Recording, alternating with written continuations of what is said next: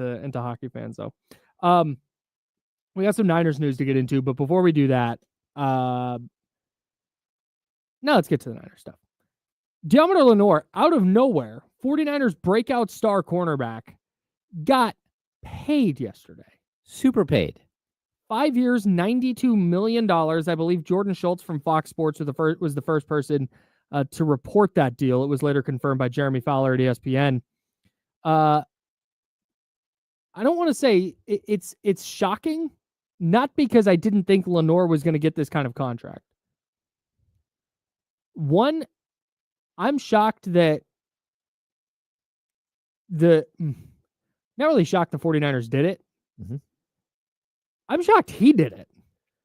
Oh. Because I think with the type of year he's having, with his versatility, his ability to play the run, he was going to get paid in free agency. I think he would have gotten north of $20 million annually if he had hit the free agent market. Or $20 million or north of there annually if he had hit the free agent market. Okay. And he signs with the 49ers instead we haven't seen the structure of the deal yet. That's very important. But for $18.4 million annually. I like the deal. I don't understand. Again, this is not something the 49ers do. So for them to go in and figure out a way to like sign a guy right now, like it just felt like they're the team that waits and waits and waits all the time. And this guy got his money early. And that's why I think he said yes. Because if you go to him now and say, look, we got another 9 weeks left in the season and then potentially a few games after that.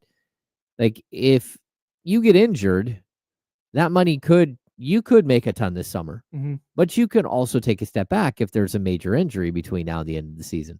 So how about we come up with a number that makes sense for everybody? Right.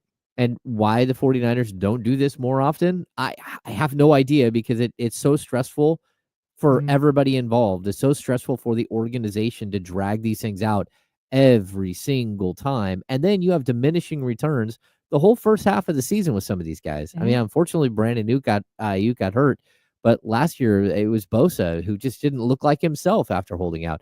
Trent Williams was good, but not great out of the jump, off the jump. And he's worked his way back into game shape now, but that's not typically the way that you want to run a business where you're always in recovery mode and never in like sort of building mode. So that's the interesting part of this is they got a deal done early with Dre Greenlaw, right? They got Dre Greenlaw on a bargain contract compared to what he would have gotten if he hit free agency, but he was dealing with some injury stuff. I think they signed him to that in the 21 offseason. So going into 22, and then 22 was when he really like broke out. Yeah. So they got him right in there while he had some injury stuff and was a little bit of a question mark going into free agency. So they got him done early. They got that extension out of the way. With Lenoir, the surprise to me is not that the 49ers were willing to do this deal now. It's that he was willing to do it. That he was willing to agree to this, knowing that, hey man, you might be leaving $8+ million on the table. Yeah. And it might just be a matter of he likes being with the 49ers. It might be a matter of his agent was going, yeah, hey, you know what? I've been asking around and it's probably about what you're looking at. And like you just said, you don't want to run the risk of getting hurt and having that impacted. So I didn't think there was any chance. I thought they would try. I didn't think there was any chance Deommodore Lenoir was going to agree to a contract before testing the free agent market. And that they got this deal done is really significant. And it brings two things to mind for me. The first one, that my first reaction to this was they're changing how they build their defense. I think we're seeing the 49ers philosophically change how they want to build their team. Okay. Under Kyle Shanahan and John Lynch, they have been a front-to-back defense. That is, they start at the defensive line, and they want that group to be dominant. Then they fell backwards into Fred Warner and Dre Greenlaw, 3rd and 5th round draft picks, who are when they're healthy, they're 2 of the 8 or 10 best linebackers in the sport. Yep. And you have them patrolling the second level. Okay, now this is a front 7-based just monster. And when that's the case, when you have a defensive line like they had in 2019 and linebacker play like they had in 2019, you can get away with just secondary play. Right? It's just the math. Yeah. The they have to cover for less time. They have to be less good. They have to be adequate. They can't be terrible. But the less time the quarterback has to throw, the less time they have to cover, the easier it is to play corner. Yep. Okay. There's also the philosophy of, well, build back to front. Have a really good secondary that can cover and give your defensive line more time to get home. Of course, the coverage sack. Yes. Yeah. We see them all the time. Yep. We see the 49ers get a bunch of them this year because their secondary is really good. I think what the 49ers are realizing is that they fell backwards into, they got so lucky to get Nick Bosa. Not just that 4-12 in the 2018 season. So Jimmy Garoppolo gets hurt. Yep. In week 3. They end up going 4-12. 4-12 was the second pick in that draft. And then the Cardinals, who had just drafted a quarterback the year before, decided to draft a quarterback again. Instead of taking Nick Bosa, Bosa falls to 2, the Niners take him. Like they just kind of fell into that. Yeah.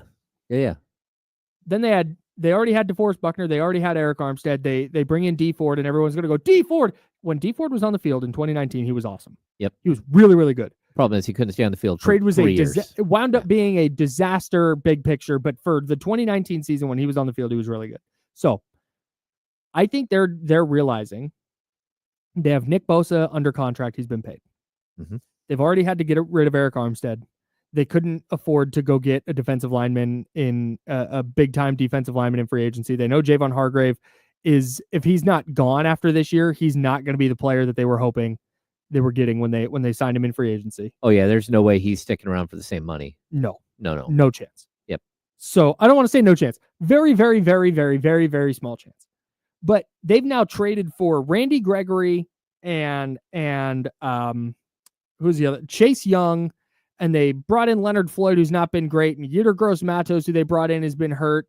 And they drafted Drake Jackson in the 2nd round. That's been a disaster. They drafted Robert Beal in the 5th round. That's been a disaster. The Charles Omenihu thing worked. That was great. Jordan Willis, it was fine. I'm naming a bunch of defensive ends right now. Yeah. Who's the other one? Arden Key. Arden Key worked out great. As a player they brought in, he played this great role. He went and got paid, revitalized his career. That they haven't really done that with anybody else. And I think they're realizing that that's really hard to do. And with their financial constraints, sorry for rambling, with their financial constraints, they can't go get the defensive end talent that they need if they're going to have this awesome defensive line, this awesome pass rush. They're not going to be picking high enough in the draft to go get a premium edge rushing talent. Mm-hmm. So instead, they have Renardo Green on a rookie contract. Oh, you can get Deommodore Lenoir, who looks like a Pro Bowler this year, maybe an All-Pro. 25 years old. 25-year-old, just turned 25, by the way, at 18.4. You have Malik Mustafa you feel good about. You have Jair Brown you feel good about. Mm-hmm. Like, oh, maybe this is a secondary first team now. And now they'll have Nick Bosa, and they'll just try and supplement that with just okay edge rushers and maybe a deeper pass rush instead of that like really high-end talent, because that's way harder to find. What it looks like to me too is that they sort of stumbled into this idea that like we can't afford an Eric Armstead, but what we can afford is Malik Collins and a Gross-Matos, and name that middle of the road. Even when at the trade deadline they go out and Khalil Davis, right? So let's stack up like 2 or 3 guys, maybe 5 guys in the middle that we can just interchange. And maybe one of them we get on a heater and he starts stacking the quarterback and we find something. But if not, let's just let's go with these $6 to $8 million range, but multiples as like big money guys in the middle. And that will save us money to go do other things. So I think that the real change may have come in the middle. It's almost like how they handle the middle of their offensive line, their guards and their centers, and even their right tackle to a certain degree. But their guards and their centers, they're just middle of the road, 6th-round picks, 5th-round picks. You know, if they work out, they work out. If they've got to go get a journeyman and plug him in, okay, he fits our system. You know, so they're finding that middle is where they can save all this cash to go pay all the specialty guys. Correct. And this to me, like it just match them up. Bosa and Trent Williams, that they're going to spend money on those 2 major positions. But the receiver, the cornerback and receiver, Ayuk, and now we have Lenoir getting his money. you're seeing how they're sort of mirroring their contracts on the opposite side of the ball, where, your specialty guys are going to get paid, but the real specialty guys on this team, the Christian McCaffreys and Fred Warners, you're going to keep those guys around, and you're going to put pieces around them that you hope that will work. But realistically, it's about having like the best at these specific positions possible. And then everybody else is kind of run of the mill. Let's see what we can get out of somebody. Yeah, it's like you always talk about it. Bear with me if you're not a fantasy football person, but it's like you always talk about with fantasy football. You don't want the ceiling and high ceiling, low floor guys. You shoot for like the middle. I want everyone on my team to score 10 points every week or a little bit more. You don't need hey, he might score, Alec Pierce might score 25, might score 2. Yep. Like you're not looking for that. I'm not a boon or bust guy. I think that's how the 49ers are treating their defensive line now. Yep. Nick Bosa is going to be awesome. And like you said, if they draft a defensive end in the first round this year with the 20th pick or wherever they end up picking, if they draft a defensive end and that player's awesome, cool. They'll take it. Mm-hmm. But I don't think you're going to see as heavy of an investment in the defensive line because they now are they're running out of cap space long term. Yeah. But B, they already have 2 really high quality corners in the building. Well, 3 if you count Travarius Ward, but I don't think he's going to be around long term now. But Renardo Green, their rookie 2nd round pick, that's the highest they've ever taken a cornerback in the draft. That's crazy. It was this year with Renardo Green, and he's been awesome. He's been really, really good.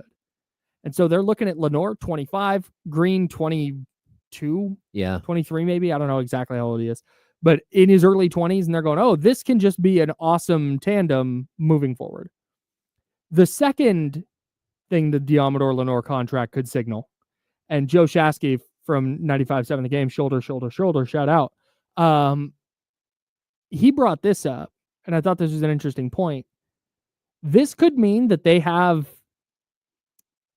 parameters for a Brock Purdy deal like in place. Like they have the idea of, okay, this is going to be the ballpark. We know that we're okay with this structure. He's okay with this structure. It's just going to come down to like a few dollars here and there, or a few dollars, quote unquote, a couple million here and there. And this will be in general what the contract looks like long term. So that's why they're cool going out and adding Deommodore Lenoir to this contract. Now I saw Scooter in the chat ask, why did they do this with Lenoir but not with Ayuk?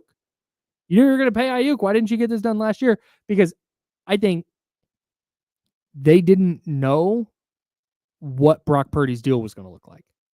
I think they also didn't know that the receiving market was going to go bonkers. That's also true. They could have predicted some of it, but, again, you've got Debo on a pretty high-end deal at like 22, 23 million bucks. Mm-hmm. You didn't think that they were going to, just blow the top off. You didn't think everybody was going to start getting 30 a year. Yeah. Mm-hmm. Yeah, around 30, 28 to 30, whatever. Yeah, like really, really bizarre. Yeah, so it's tough. I mean, I was stunned they did the Deommodore Lenoir deal. And the reason why they're not doing a Brock Purdy deal now is they're not allowed to, right? Correct. Yeah, the day when the clock hits 0-0-0 in the 4th quarter of week 18, mm-hmm. He is eligible to get a contract. Okay. So theoretically, if they make the playoffs, they're not getting the 1 seed, so they'll play on wild card weekend. They could theoretically, between the end of week 18 and the start of the playoffs, mm-hmm. sign Brock Purdy to an extension. And I think we all kind of expect something like that to happen, right? I don't think this is going to go into the offseason. I would hope. Now this, let me caveat this. There's room for this to change. Mm-hmm. There's room for this to be different, because I don't think this will happen, but if Purdy over the final, how many games do they have left? Are they 5-4? So they got 8 games left. Yep. Over their final 8 games, if he throws 10 touchdowns and 17 interceptions, mm-hmm. okay, that changes things. But if he's just kind of what he's been all year, and he's good, and they make the playoffs, they go 10-7, and they make the postseason, I have a really hard time believing the 49ers are going to penny pinch and scratch and claw to try and get every dime, especially when Purdy has one more year left on his deal. Uh-huh. I think they don't want. Of course, I thought this was Brandon Ayuk too. The difference is there's not a bunch of quarterbacks that are going to get paid. All the quarterbacks who were going to get paid have gotten paid. Because remember, his draft class is ass. Oh, yeah. Every single one of them is on a different team now, right? So, There's one more, except Trevor. Skylar Thompson. Oh, okay. Skylar Thompson was Trevor Lawrence was the year before. Oh, Skylar Thompson, who was also drafted in the 7th round by the Dolphins, is still on the Dolphins. Those are the only two quarterbacks. I think that's the only two. There might be one more that I'm missing. That's crazy. But Kenny Pickett's gone. Malik Willis is gone. Yeah, they've all moved on to different teams. I think that's it. I think it's just Skylar Thompson and Brock Purdy, which is nuts. That's absolutely. But the Trevor crazy. Lawrence draft, if you go the year before, there's only like 3 or 4 quarterbacks total between those two drafts that are still with their current their teams. Trevor Lawrence is, but then it went Zach Wilson gone, Trey Lance gone, Justin Fields gone, Mac Jones gone. It kept going. Like most of those are gone. Like most of the players, I think it's only 1 or 2 that are remaining with their original team. Quarterbacks or players? Quarterbacks. Yeah, it's not a lot over those 2 drafts, but I can't imagine, because the Ayuk thing was so different, because it was Devontae Smith got paid and Amon-Ra St. Brown got paid and AJ Brown got a new deal, got a new extension. CeeDee Lamb had to get paid. There was the Justin Jefferson contract everybody was kind of waiting on. Mm-hmm. Jalen Waddle got paid. There were just all these deals that came down. And I think the 49ers were kind of, it sounded like they were close on a deal early in the offseason, but they couldn't get it exactly right. And then all of a sudden, all these contracts started blowing up. Oh, yeah. And it changed the conversation. That's not going to be the case with Brock. They know. Okay, 60 to 65 is the range.